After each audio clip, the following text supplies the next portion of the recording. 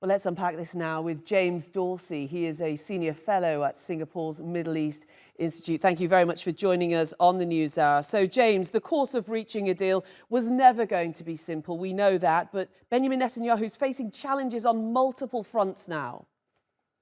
Indeed, he's facing a challenge domestically, which could blow up his government, as your correspondent was describing. He's also facing a challenge with the United States. The relationship between Biden and Netanyahu has always been fraught. And while the United States publicly is uncritical or marginally critical of Israeli policies, privately it is far more critical. And playing into this is the larger regional calculations. Saudi Arabia wants a deal with the United States that would include diplomatic relations with Israel and under this current administration, because part of that deal would be some sort of defense commitment, legally binding defense commitment by the United States to Saudi Arabia and the Gulf. And that is more likely to be achieved under a Biden administration than under a Trump administration, should Donald Trump win the next US election. And of course, the families of the hostages will be putting immense amount of pressure now on Netanyahu. How much do you think that will move him to act now and reach this deal? Well, he has made very clear that in some ways, if you wish, despite everything that he says, that release of the hostages is his second priority. His first priority is continuing the war until Hamas is defeated.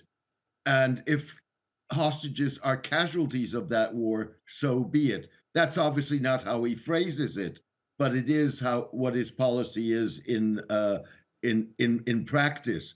And so the pressure by the families is important. It adds to the domestic pressures. It adds to the issue that his approval ratings are way down, and the likelihood that he would win or his coalition partners would win a next election is very low. In that sense, it adds to it, but it's not going to change his priorities. Early on in this conflict, there was a lot of talk about a plan for Gaza, and the Israelis were confident about what they were doing moving forward. But do you think that is unraveling now as they think, how can we take this forward? It's not clear by any means.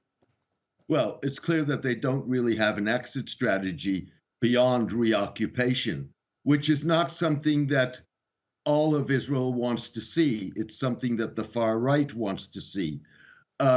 So he basically, at this point, for him, continuation of the war is survival.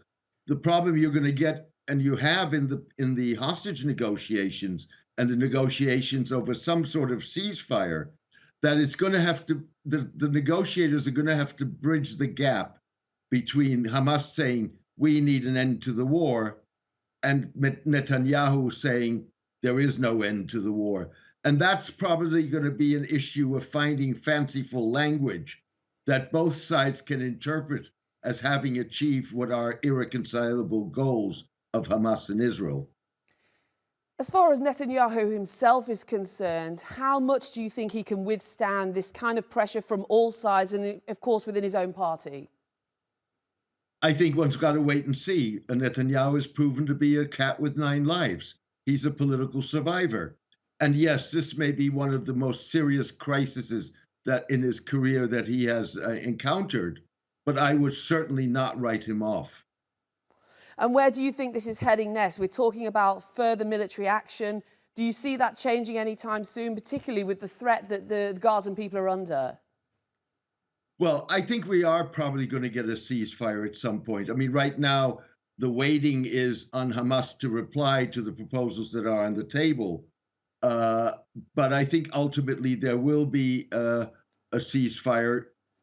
For how long, whether that's 6 weeks or 2 months or 3 months, vaguely defined in terms of what the end game is. With other words, whether this is the end of the war or not.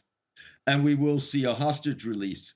There is a problem, of course, with the hostage release. And in a sense, you've seen that in references that Netanyahu has made, which is that the higher the rate, the exchange ratio is between how many Palestinians do you free from Israeli prisons in exchange for a hostage, the higher that rate is, the greater, in a sense, the victory or the achievement of Hamas is. And that is one thing that Netanyahu indeed is concerned about. All right, James Dorsey, Senior Fellow at Singapore's Middle East Institute. Thank you very much for your insight on the NewsHour. My pleasure. Thank you.